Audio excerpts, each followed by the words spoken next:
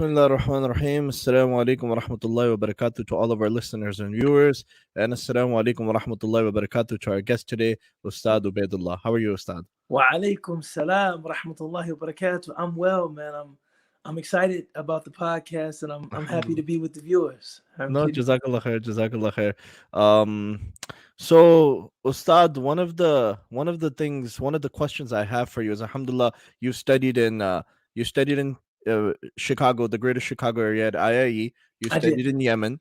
Mhm. You've also studied at Azhar. What do we refer to you, Maulana, Sheikh, Ustadh? What do we go by? My proper title is Mister. Mister. Is Mister, but that's the only title that I think I've earned. Okay. But I think for me and you, just call me Ubayd, man. Ubayd. Ubaydullah. Alhamdulillah. Okay. What's it called? There's a sheikh. He's from Buffalo. His name is Maulana Asim. And one time we were making a flyer for him. And mashallah, he's a teacher of Bukhari for many years. And he's like, I'm gonna make the flyer myself. I'm like, okay, that's fine. He's like, but I'm gonna put Mr. Asim instead of Maulana Asim. I'm like, I can't let you do that, man. I'm gonna get in trouble then. Mashallah. That's the only title that I think I've earned is Mister. Mister, okay, Alhamdulillah. So what's it called? That's good. Alhamdulillah, I'm blessed to have Ustadh Ubaydullah on tonight. I'll refer to him as Ubayd or Ubaydullah going forward, just for his comfort. And Alhamdulillah, he's the the scholar in residence at ALIM, which is the American Learning Institute for Muslims. And what's it called? And Alhamdulillah, he goes around, he gives speeches and talks and Jummahs and different things like that. And Alhamdulillah, he has a wide area of expertise. I'm not going to go into all of them. What's it called? We're trying to keep it humble, I guess, with him tonight. That's what he's trying to aim for. But Alhamdulillah, he's beyond qualified for our communities in the United States. Alhamdulillah, Allah subhanahu wa ta'ala bless him with more and more knowledge and preserve his knowledge.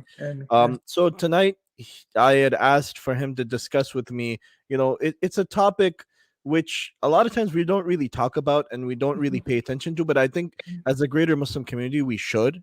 It's what are the earliest origins of Islam in the United States, and going forward, how did Islam progress? And what we're going to discuss basically is maybe from like 1500 to like the 1900s. We're not going to get into like when the Nation of Islam comes around. Maybe I can get Ustad on again or Brother Ubayd on again, and we can discuss that in another, because this is really, the Nation of Islam is really an interesting topic. I really want to discuss with somebody, and it's a very deep topic because it brings the current day Sunni Muslim Black American community into the view and how it all happened. So that's a topic for a different day.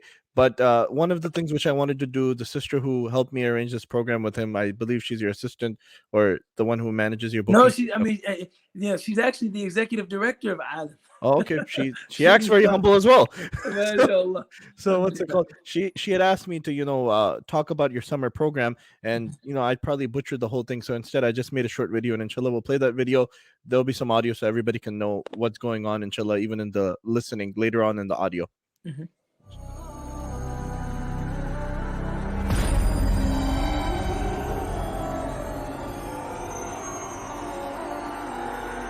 Assalamu alaikum wa rahmatullahi wa barakatuh. Bismillah ar-Rahman ar-Rahim. Tonight I'm blessed by having Ustadh Ubaydullah Evans on the podcast. Alhamdulillah, he's the scholar in residence at ALIM. And ALIM is the American Learning Institute for Muslims. And alhamdulillah, they're having a very wonderful program going on during the summer, which is their summer program. It's going on from July 16th to August 7th. And they have an early bird registration going on with a discount. So if you register by February 15th, you're able to avail of that early bird discount. And there's only 20 seats available. So I would urge you to take out some time, try to register for this program, and gain as much benefit as you can from this excellent institute of learning based out of Illinois. And many thanks to the team at ALIM and for Sheikh Ubaydullah Evans for joining me tonight. Jazakallah khair. Assalamu alaikum wa rahmatullahi wa barakatuh. So that was just a short, primer to let everybody know and inshallah, I'll put the link for the program. I forgot to mention that, but I'll put the link for the program so anybody can click into it and inshallah register. There's only 20 seats available. And I believe there's a bunch of different instructors who are teaching these summer courses. Our core faculty consists of Dr. Sherman Jackson, MashaAllah. Imam Munir Fareed, Sheikh Ali Suleiman Ali. But and myself, we've had guest instructors. Oh man, we've had almost everybody imaginable. We had Dr. Omar Mash- Farooq Abdullah. We've had Mashallah. Dr. Jonathan Brown. We've had Sheikh Omar Suleiman. We've had Dr. Intisar Rab. We've had, I mean, a wide array of scholars of different specialties. So the ALIM program is always, it's always a transformative experience. You know, when I talk to Mashallah. students going in, and I then poll them going out, something about their view of Deen has been enhanced or enriched or deepened or broadened. You know, so I'm a big proponent of the ALIM program, not just because I teach at ALIM, but I mean, but I've and this is one of those weird things. I was a participant. I was a student at the program in the year 2005. Okay. Right. So I went through the program, and it was a life-changing program for me. In fact, it kind of reignited my passion for Islamic studies. And it was after ALIM that I went to Yemen and then went Oh, to Egypt. So, ALIM opens very broad, windows for the person considering talabul ilm, the person considering seeking knowledge or pursuing, religious learning. It opens broad windows where there is curiosity, there is interest, there is stimulation, there is surprise, there is, a lot of things that we don't always associate with Islamic studies. alhamdulillah, alhamdulillah. So, Alhamdulillah. what's it called? Let me ask you one question. You studied at IIE. How's your Urdu? Yeah, I know maybe 5 words Okay, that's it. because at the madrasa I only needed 5 words. Right? I know idraw, I know pero, read. Yeah, I know badmash, bad guy. I know jungly, wild guy, right? yeah. Ill-mannered guy. I know khanjuz, selfish guy. Selfish, muflis. Right? That's that. Those are the terms that I'm familiar with. No, Okay, and alhamdulillah. but it's weird if I sit because I attended IIE and I was a boarding student for 2 years. So Mashallah. if I sit in a dars, Yeah. certain expressions, certain phrases I pick up on.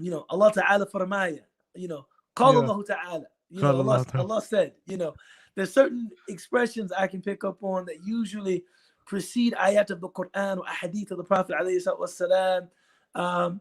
And if you sit with me and you speak about a religious topic Yeah. in Urdu, I will probably come away with the gist of Okay. the topic Alhamdulillah. based on Alhamdulillah. the ayat that you're quoting, the Yeah. hadith that you're quoting, and then a few words and phrases that I can pick up, here and there.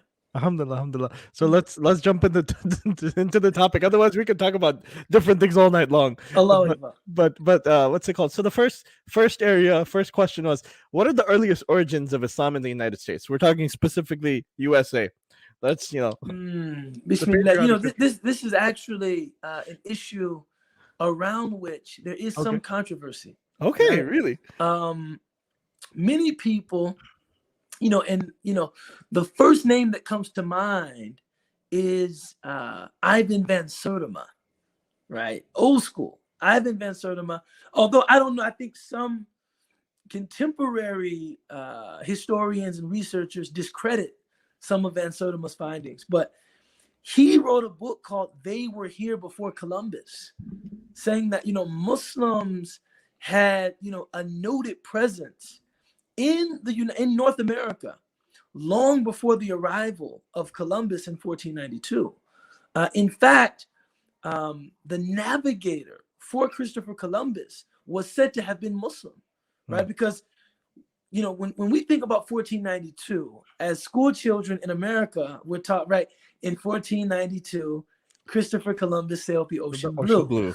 The other thing that happened in 1492 is 1492 really capped off the Reconquista, meaning the removal of Muslims from power in Spain, kind of the re-Christianization of Spain was capped off in 1492. So I guess the last vestiges, the last presence of a communal, institutional Islam in Spain was, I guess its eradication was completed in 1492. However, because Muslims had been in power and because they were known for their excellence and expertise at certain trades, many people say that the navigator, the person responsible for drafting the maps and navigating the ship aboard one of Columbus's vessels, was a Muslim. He was a Subhanallah. Muslim. And in his travel log, he said that when he disembarked in Florida, he saw a mezquita. He saw a masjid. Hmm. Right? He saw a masjid. So, of course, you have contemporary scholars that say, no, this is not historically documented. This is not accurate history. But it's worth noting Yeah. that many people believe that West African Muslims, right, were traveling to the Americas as traders, explorers, Really? long before the transatlantic slave trade. Really? I did not know that at all. I'd never heard that even. And Yeah. and I remember going to school, and the social studies books would be this big, but we would never cover the topics of Muslims in West Africa. None of that. The only thing I remember them ever covering was Mansa Musa, and that was only because he had a lot of money. And Yeah, that was well, the only thing I remember. money did certain things in the past, and it still does certain things in the present. Yeah. So one of the questions which arises is, if there were Muslims that were coming here in the earlier generations, and I know there's also the opinion that China at that time, obviously whatever it was called, they had an admiral by the name of Zheng He, who was Mhm, Muslim, mhm, who also came in 1424, if I'm not mistaken. That's what they say, mhm, according to the historians say, that he came to the American area, this area in mhm, 1424, which was much before mhm, Columbus.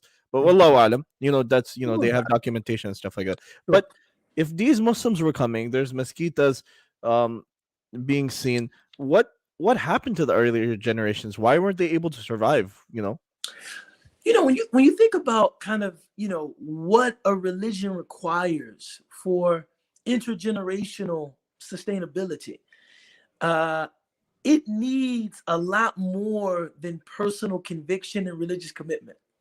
You know, Hmm. this is where, when reading the seerah of the Prophet ﷺ, one of the things that I think can like get past a person is that the Prophet ﷺ did not only convey to them like a personal religious commitment, like that people had this personal dedication to Deen. He set the foundations for the intergenerational sustainability of Islam, right? Intergenerational sustainability is, it requires personal commitment, but it's bigger than that. It's about institutions. It's about communal commitments.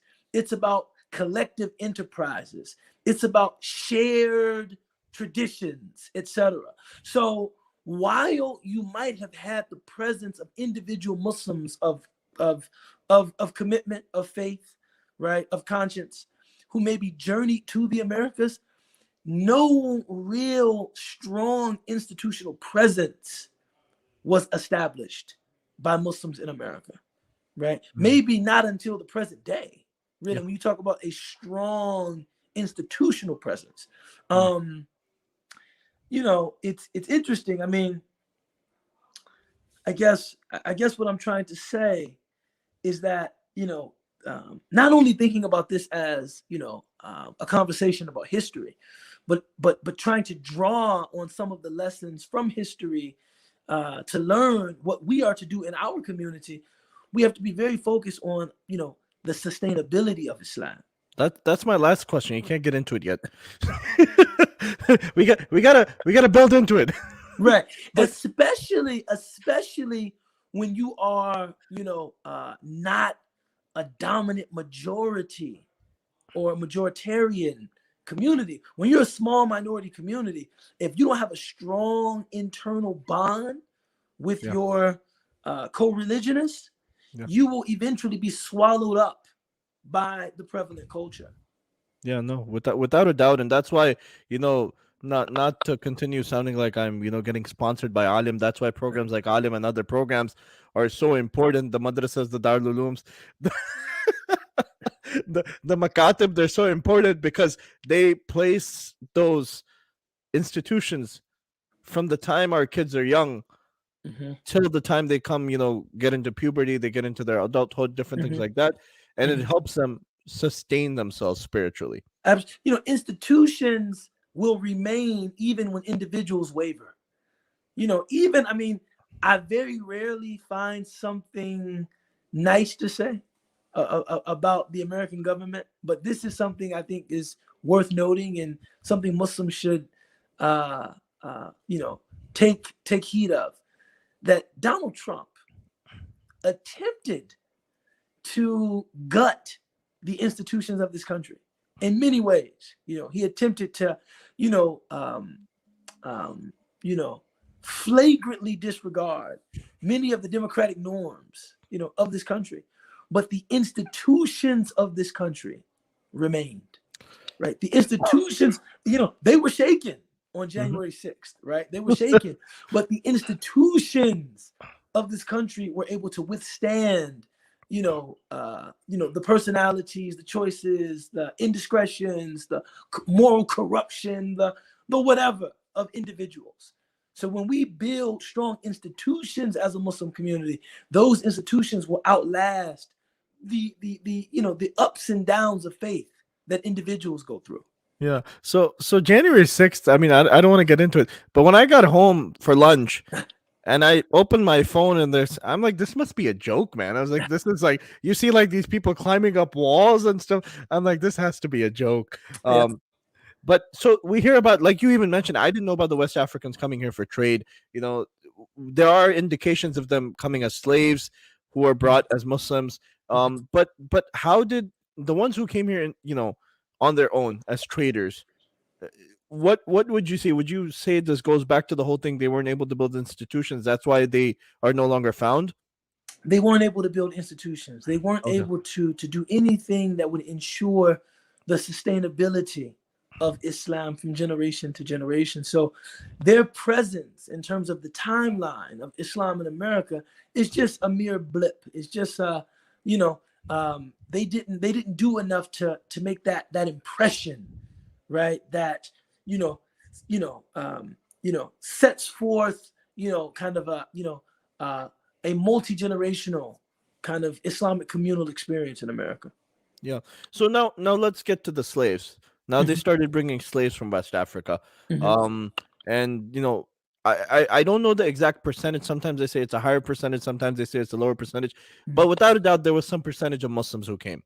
Yeah, I Um mean, Not came, sorry. Sylvia They and didn't come by Diouf, choice. Let me clarify. They were brought here without choice.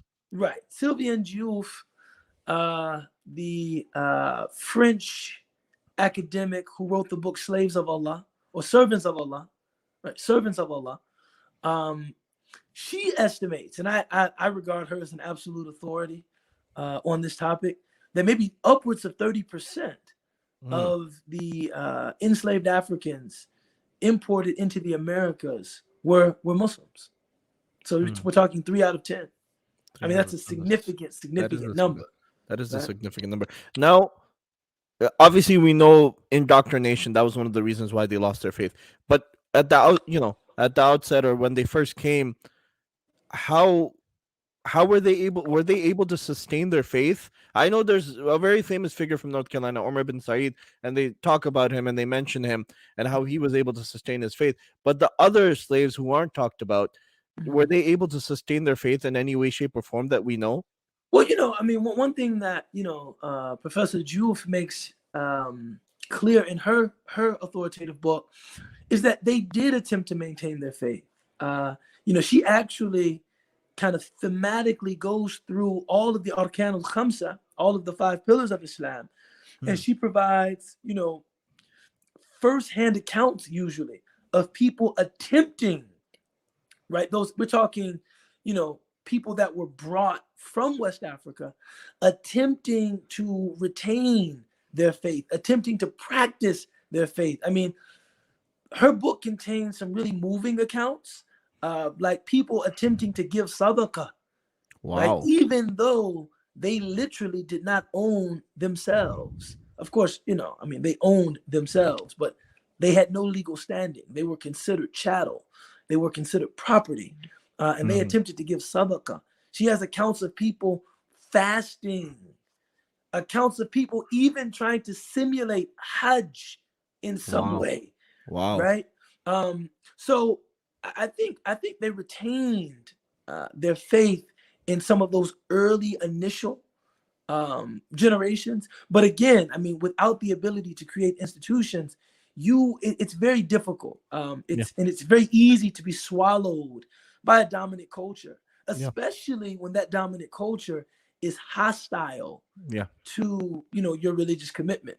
Yeah. And I'm not saying this as an attack on Christians or Christianity, but one of the ways that the enslavement of Africans was justified was that this is a Christianization of these savages, right? So there was a concerted attempt to kind of indoctrinate, to make an appeal for Christianity to the enslaved, right? Mm. So without the ability to create institutions and traditions, it's very difficult not to maintain one's faith.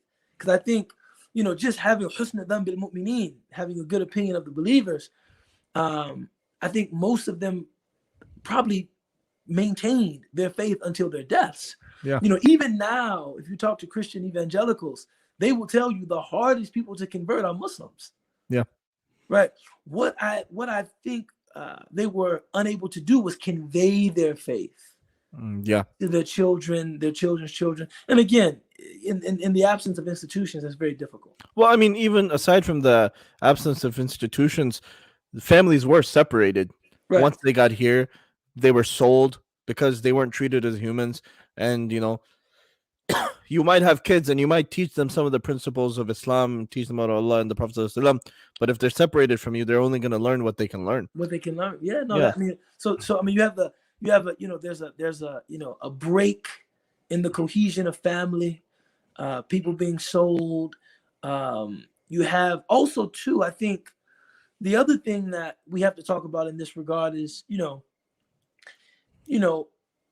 it is the transatlantic slave trade that makes Africans black, right? Before the slave trade, their primary source of identity was tribe. Nobody said I'm black. That wasn't a thing, right? It was, I'm Mandinka, I'm Fulbe, I'm Sarakhole, I'm Bambara, I'm Wolof, I'm Fulani. Nobody said, I'm black. So I think the other thing that happens that probably makes it a little difficult to maintain the specificity of being Muslim is that you can be snatched from your tribe and then sold into enslavement. You're lumped in with just other Africans, right? Some of whom might have been polytheists, animists, and now you're just kind of forming community with them, whatever kinds of family arrangements in terms of marriages, children being born, it completely threw everything into a state of near chaos. And so whereas you might have been like the documentary Prince among Abdurrahman ibn Sori, you might have been a Mandinka prince. Now you're just a black enslaved person, right? So maybe I can imagine, this is just me using my imagination and also be sensitive to our forebears. I can imagine that making it difficult to kind of maintain, a very distinct kind of Islamic specificity, if you will. Yeah. And one of the things about it is, if even in modern times, if you meet a lot of the people from the Caribbean, and who were enslaved, and they come from Indian origins and African origins mixed, because there were Indian slaves there as well, you'll see that they have very, I don't want to use this word, but very weird family structures, where one family will be Muslim, and amongst them there may be some Hindus and there may be some Christians, because that's just what became of them. And they don't really have, like, I knew this one guy, his mother and father were Hindu, but like one of his brothers had become Muslim and one was Christian and one was Hindu, and I believe they were from Guyana or somewhere like that. And there was just such a mix. and they're like, yeah, we really don't know what to follow, so we just follow wherever we gravitate towards. Yeah, no, it's interesting. I mean, I myself am a very traditional Sunni, Yeah. and I'm very intentional about my Sunnism. However, um, what's called syncretism or kind of religious mixing, just to use a simpler term, it always surprises me that in some places that it's very acceptable to almost dabble or almost just kind of creatively mix religious customs, traditions, religious heritage. It's not something that I think I don't do myself, nor is it something that I would endorse. But I know that it's something that does happen a lot in some places. Yeah. So like one of the things which I was going to mention is that's a struggle we're having as, obviously coming from a Pakistani background. That's one of the struggles we're having is a lot of our youth, or even not even youth, even the older people, they're starting to associate with a lot of Hindu practices. Mm-hmm. Um, and you see it in Pakistan a lot of times where they have, certain Sufi saints and shrines and stuff like that, where a lot of the influence comes from the Hindu Mm-hmm. influence. But you'll see it in weddings now. You'll see it even amongst Muslims marrying, unfortunately Hindus, and the reason is because the cultures. I'm not saying they're the same, but there's a lot of overlap, and Well, and that's happening. generally speaking, Abu al-Hasan al-Ash'ari, of Ash'ari Aqidah fame, Yeah. he has a book called Maqalat al-Islamiyin, right? Which Maqalat al-Islamiyin, I would translate that like different groups connected to Islam. So this is a book of deviant groups, right? Different firaq, right? Different tayarat. And this was written in the time of Abu al-Hasan, so a long time ago. Hmm. And if you kind of peruse that book, and I've only, kind of glanced at it, I haven't really read it in depth, you see that a lot of the early bid'ah, a lot of the early innovations and heresies, they are related to people trying to join their cultural and religious past with their embrace of Islam. Right. So there are certain things in their past, certain things in their ethnic kind of, or cultural kind of background. And they're trying to hold on to some of that, but they're also kind of gravitating toward Islam. And some scholars estimate that it takes sometimes 5 or 6 generations, maybe hundreds of years, until that community really arrives at a thoroughly Sunni, right, a thoroughly Mm, orthodox, expression of Islam. So some really? of this, rightly guided, scholars or scholars that uphold orthodoxy, they just have to patiently and consistently call people to that which is correct, right? But they also, right, I know this is not what the podcast is about, right? But they It's also okay. have to, display some cultural sensitivity. That Hmm. I'm not telling you to take what you have and throw it all in the trash. Rather, I'm telling you, let us take a broad-minded look at the Sunnah of the Prophet Muhammad والسلام, and I'm sure we can find some way of approximating this thing that is still culturally very attractive, that is completely within the bounds of our religious faith. Yeah. No, for me, the podcast is always a learning experience. Mashallah, I've had many ulama on, many people of different backgrounds. So it's always a learning experience. And throughout the podcast, I'm taking notes and, just going through. And for me, it's like a class. I'm like, I get to learn Subhanallah. something Subhanallah. new, and, it Subhanallah. works out for me. Subhanallah. Subhanallah. So one of the things is, we just spoke about this, the damages that the African American, Black American, honestly at this point in time, I don't even know what to call them. I think the closest thing we can call is the Black American community faced, Right. um the damages they faced. Mhm. Now, is this why we see that the Black American community gravitates, not the majority, but you'll find it a lot, that they gravitate towards Islam once they're able to separate themselves from a lot of the Western elements or the Christian elements that you do see at times a gravitation towards Islam. Like when you look at the our brothers who are imprisoned, the incarcerated population, when they're able to separate from the Western elements or the Christian elements, a lot of them, when they get into research and they get into thinking, they gravitate towards Islam. Is it the fitrah, or is it the way of these people Well, that they no, eventually come back? it's funny, man. It's funny. It's funny that you posed that question. I mean, we weren't supposed to talk about the Nation of Islam, Yeah. but I think it's impossible to talk about the attractiveness of Islam Okay. to Black Americans without talking about the Nation of Islam. Okay, that's fine. Right? Let's open it up. So what you have, and this is, some people, they find it very difficult to understand this. But if you are a Black American, and even the term Black American is, subhanallah, I guess it's the counterpart to the term white American. Yeah. The only difference is that most white Americans, if they chose to, could trace their lineage. They could say, I'm Irish American, or I'm Italian American, or my first ancestors that came to this country were Polish, or they were Dutch, or they were German, or right. And then after we got to America, there was intermarriage, and we just became white. We're just all kinds of stuff mixed in there, and we're just white. In the case of Black Americans, yes, all kinds of stuff happened, and now we're Black Americans. But it is usually very hard, unless you're personal friends with like Henry Louis Gates or something like that, to find out the precise, or someone that works in Ancestry, or you engage some kind of very intentional, historically focused research to find out your exact origins, right? So usually for self-aware Black people, questions of ancestry, questions of historical antecedents, questions of homeland, questions of ethnicity are always big questions, right?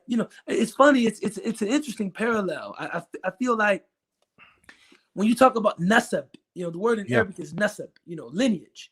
Yeah. Lineage was very important to the Arab of Jahiliyyah. It was very important to them. Lineage is similarly very important to African Americans, but it's not important to us because we can brag about our forefathers. It's important to us because it represents a question mark, right? So things that, whether or imagined or real, seem to connect you to some sense of who you are that predates enslavement, right? Some truer, realer, Blacker sense of who you are is almost inherently attractive to African Americans, right? It's inherently attractive to Black Americans, right? A lot of the popularity of Islam rests with its ability to present as something that will make you a truer, realer, more connected to your history Black person. And that's where that affinity comes from, I think. A few weeks ago, I had a brother on. He identifies himself as like a European Canadian. He traces his ancestors back to Europe, and we spoke about the African American or Black community and how they're able to create community when they become Muslim. And he was talking about the lack amongst the European-based Muslims, to put it nicely, that they lack it. And we were talking about clothing and how when Islam spread, it encouraged modesty. So each area's dress changed a little bit to adapt to maybe what the Sahaba, Tabi'in, or whoever came as Muslims. And how when you look in Pakistan that they wear kurtas, and you've seen your own teachers wear them. But if you look at Africa, they essentially wear a very similar item, and their worlds apart, very far apart, but it's a very similar item. And I was like, so what about Europe? What happened when Muslims came there? He's like, well, you have to look at Bosnian Muslims and Croatian Muslims. He's like, they had dresses like that. He's like, we just, when we become Muslim, he's like, we're not able to adapt to that. But like, one of the things about it is you see, like I meet a lot of we have a business and we have a lot of African Americans, Black Americans who come in and they see our dress and Mhm. they always want to like buy it. So we sell it to them. We never say no, but Mhm. they always feel a sort of like a connection to it. They're like, Mhm. you know, even though it doesn't have the African patterns or stuff like that, they're like, well, we feel a connection to this dress, and so Mhm. they buy it a lot of times. Mhm. Well, I think you know, part of being black in America is to have a deep curiosity about, you know, the rest of the world, and to feel connected. I think to you know, the non-white world, you know, in an almost visceral, you know, way. Um, I think, subhanallah, you know, it's at the same time, however, you know, I would caution, you know, I think I'm thinking a lot, as you can see, right? I Yeah, said yeah, I yeah. think about 4 times, but I think, you know, the difficulty for Black Americans, I think spirituality can help with this, you know, Yeah. a great deal, is really coming to terms with what it means to be Black American, right? That our authenticity, our deliverance, our redemption does not rest on kind of reconstructing a past that predates enslavement. This is my opinion. I totally esteem Black Americans that are African, you know, centered, Afrocentrists, people that love the traditions of Africa, love the traditions of West Africa. There are glorious Islamic traditions in West Africa that I think we should invest in and invest in deeply. But that being said, there is something distinct about the cultural reality that is the African American, the Black American story, the Black American sensibility. And that sensibility includes those burning questions about, you know, origin and ancestry and connection, um, and as you mentioned, separation from some of those European kinds of elements. But those elements also include European element. But that story also includes European elements. English is my language. Yeah.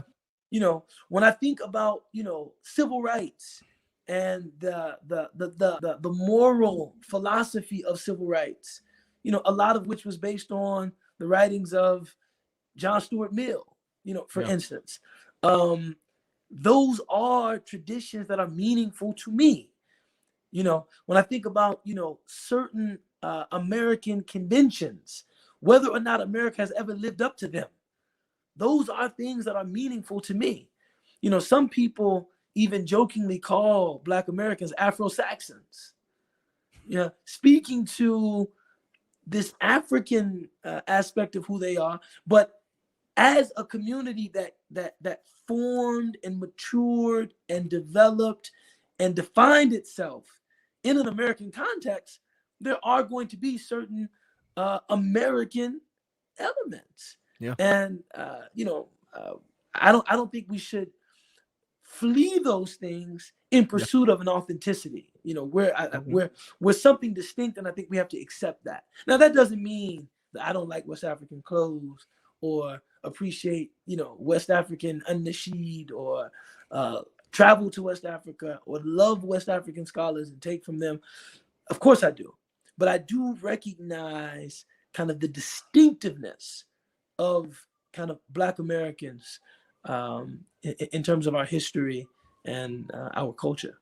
Yeah, I mean, I think there needs to be a realistic viewpoint that even in America, we have a lot of scholars who are, maybe they've studied in Deobandi madrasas, maybe they've studied in West Africa, maybe they've studied in Azhar, Medina, wherever they've studied, but they have a very realistic aspect about them that they come from an African American or Black American background, Mhm. and we can take a lot from them because they have a much different experience and much different, like, even amongst our elder scholars, like, you know, I don't know if you know Maulana Zubair and other Yeah, scholars. alhamdulillah, alhamdulillah. Maulana Zub I actually, I've never met Maulana Zubair, but really? Okay. a lot of people that are involved with the work of da'wah, you Yeah. know, they love and esteem Maulana Zubair, and I hope to meet him and at least, you know, pray behind him Yeah. Soon, So inshallah. so there's what's it called, Maulana Zubair, Maulana Sabirul Haq from Detroit, different ulama like this who, yeah, Maulana Sabirul Haq is obviously, he's Cuban by descent, but he's grown up amongst the African American community. He studied with Maulana Zubair in India. So there's guys like this who have a very, authentic, Mhm. level, and a level, very authentic It's, I feel mean, about look, them. look, I like to say, it's all authentic. Yeah. If a black man walks down the street in a Moroccan jalaba and Moroccan sandals and a turban, holding bukhur that's burning, Yeah. that kind of cultural adventurism, being adventurous and trying different things, that is an authentic part of the Black American experience too. You know what I'm saying? So Yeah. I'm not talking about any tightly constructed kind of cultural orthodoxy, like to be Yeah. black is to wear a suit and tie. That's silly. I'm saying to be black encompasses all of that. To be Black American is all of that is a part of who we are. Yeah, mashallah. Suits and ties and jalabas and kurtas and Quran and jazz and reggae and hip hop, and it's a very rich and dynamic kind of cultural mural, if Yeah. you will.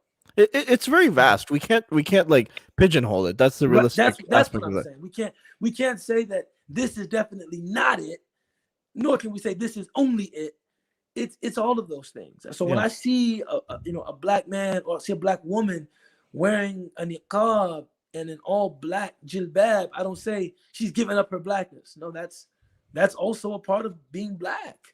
That everything animating that sensibility is also black.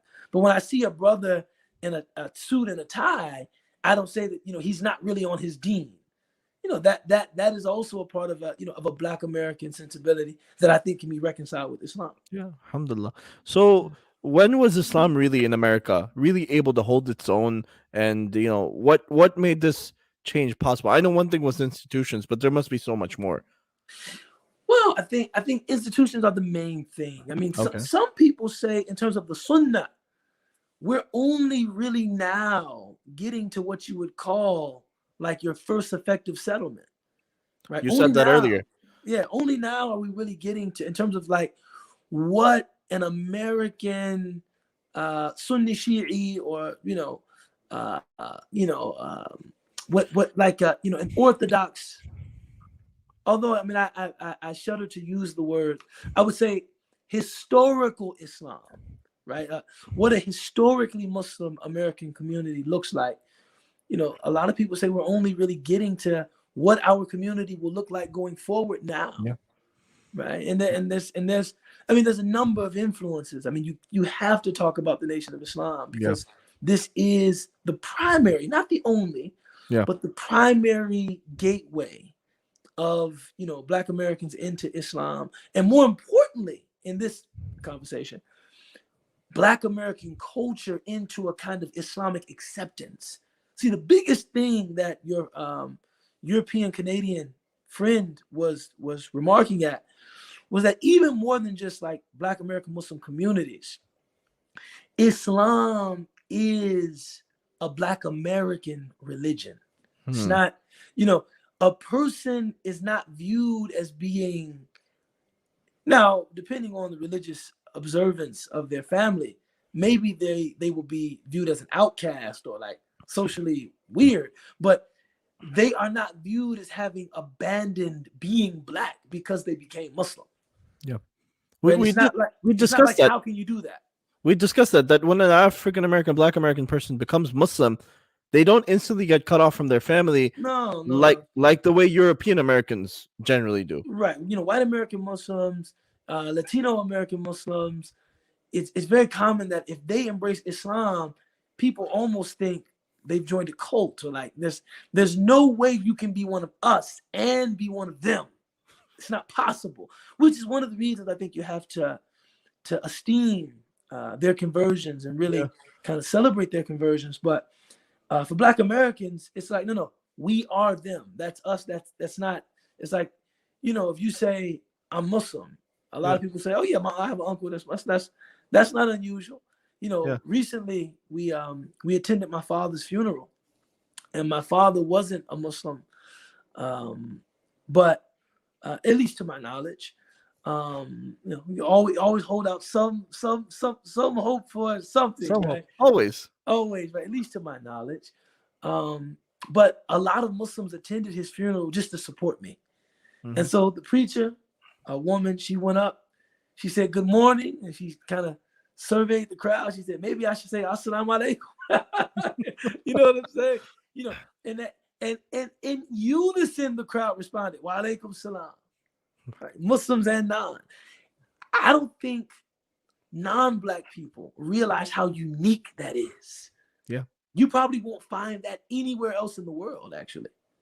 Yeah. It's Mhm. it's a unique experience. I had the opportunity I think last year or 2 years ago, there was an African American guy who passed away.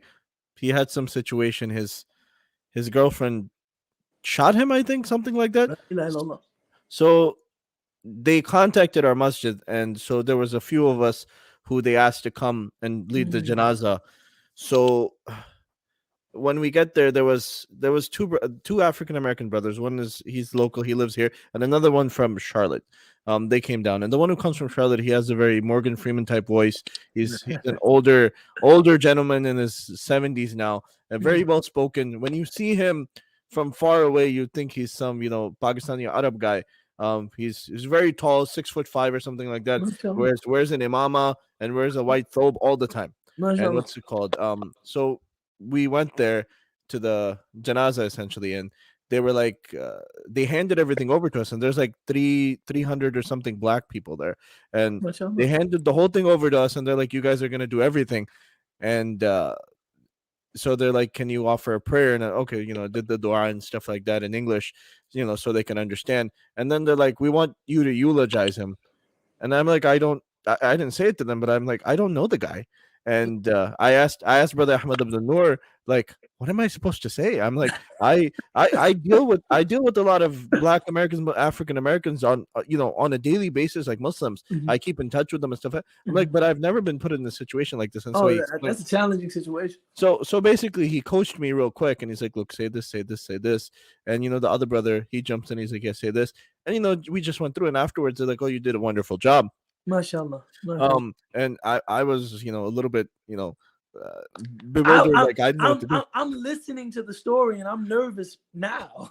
Yeah. So when Because I came down, I would have been very nervous in a similar position. yeah, Even like I'm African American, yeah. Black American, and I too would have been very nervous in a situation like that. Yeah, so then we're like, okay, they're like, we're like, we need to do the janaza.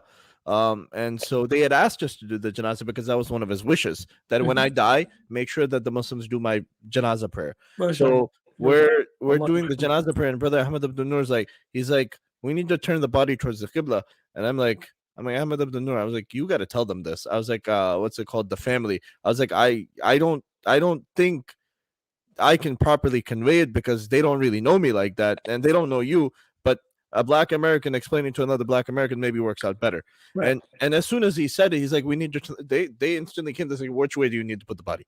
And Mhm. afterwards he went and he spoke with the sons. They were really young sons, and he spoke with them and he explained to them Islam and Fitra and different things like that. And they let him talk, and everybody gathered around him and they let him talk. And there was even a girl who came afterwards who was like the niece, and she was crying and she wanted to talk to him. So he took like 5 to 10 minutes out to talk to her. And Yeah, no, I mean, I mean, it's a beautiful connection. yeah, And sometimes I think as Muslims, Black Muslims and non-Black Muslims, we don't invest in it enough. Black Muslims, certain expressions of Islam, I think, in pursuit of like an Islamic authenticity, really, I mean, Islam is a great religion. Islam is a great religion, but Islam, if you don't have knowledge of Islam, Islam can be very imposing. There's a sacred language. I mean, mashallah, people are still very connected to the Quran. There's traditions of learning. you have very strong expressions of Islam among majority Muslim cultures, and it's very easy to, as a new convert, feel inadequate, to feel like, wait, like, I mean, should I be doing this, or should I, And I think that for a few generations, Black American Muslims have really been trying to get their feet under them in terms of, an authentic expression of deen, right? We have to learn, right? We have to learn this tradition. We have to learn the Arabic language. We have to learn the Quran. We have to learn our fiqh. We have to learn our ulum, etc. After getting your feet under you a bit, I think you begin to recognize that, wait, hold on. We haven't really been investing in our connection with our people like we should have, right?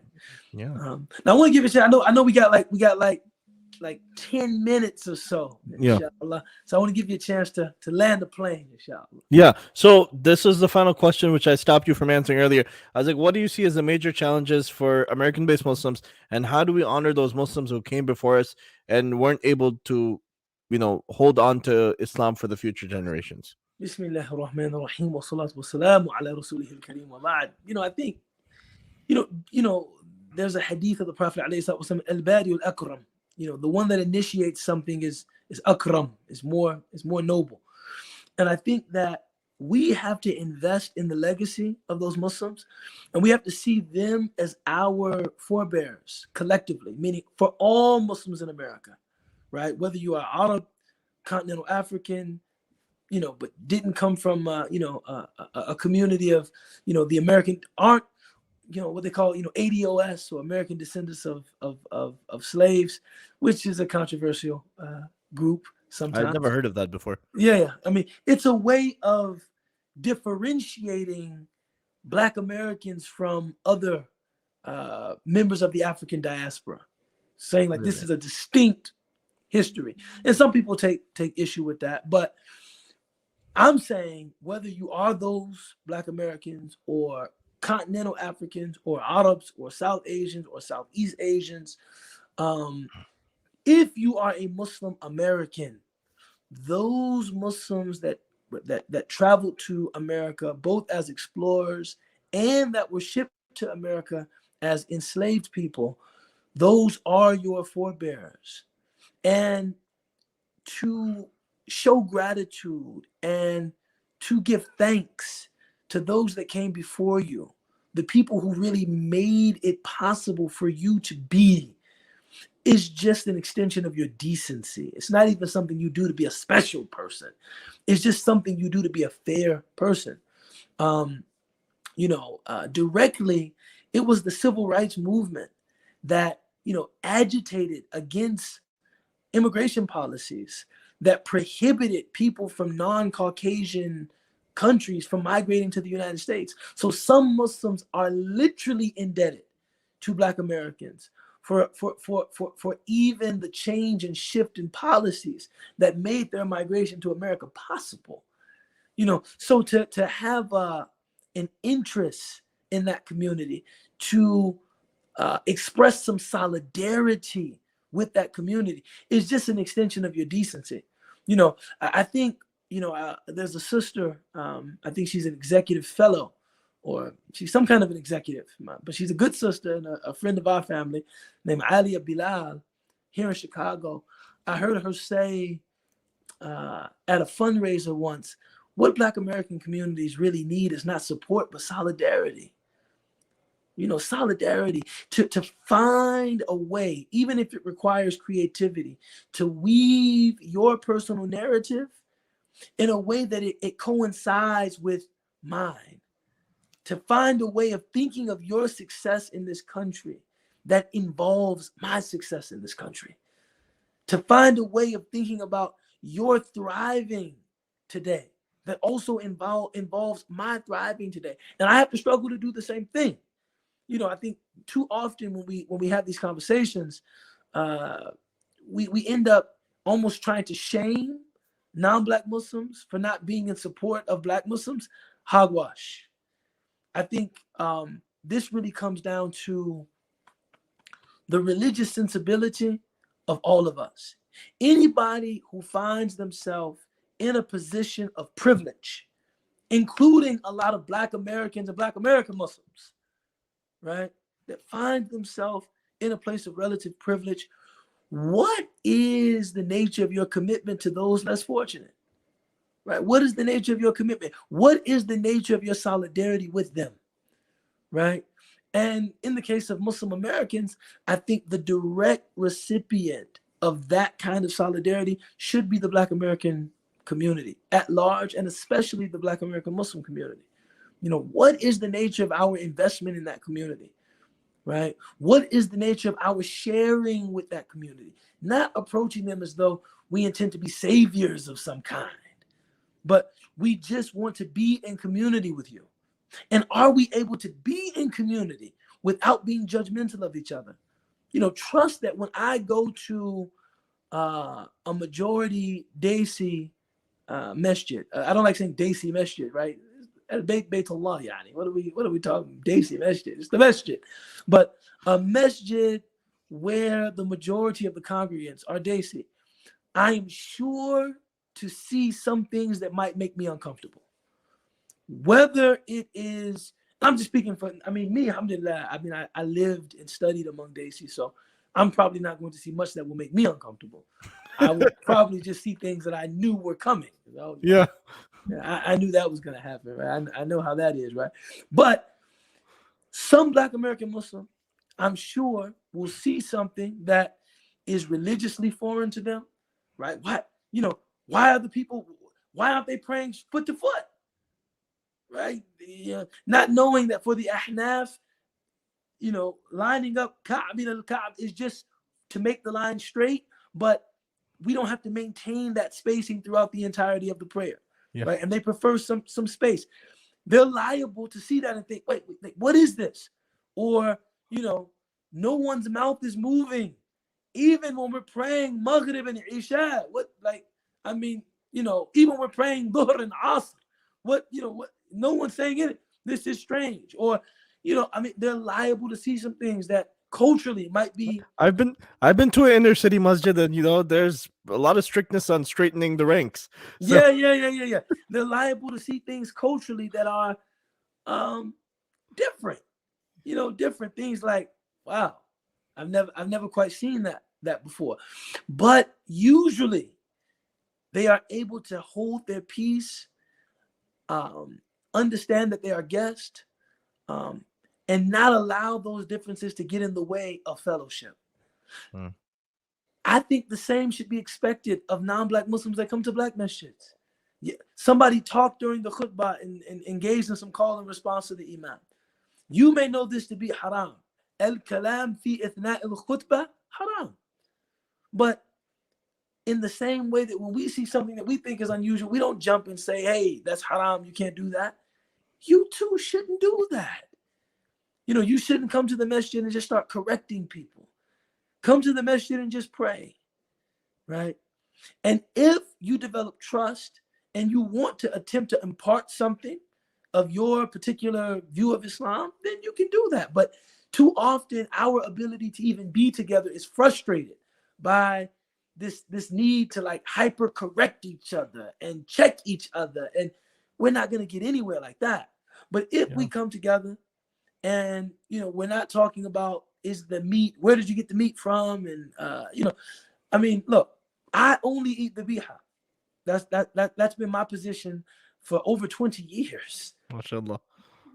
But I would not dare go to anyone's masjid, a Palestinian masjid, right? And just, I'm there praying and then I'm being served food and I want to ask, where did this come from? And did you get this from Food Lion or did you get this from, Not this man knows Food Lion.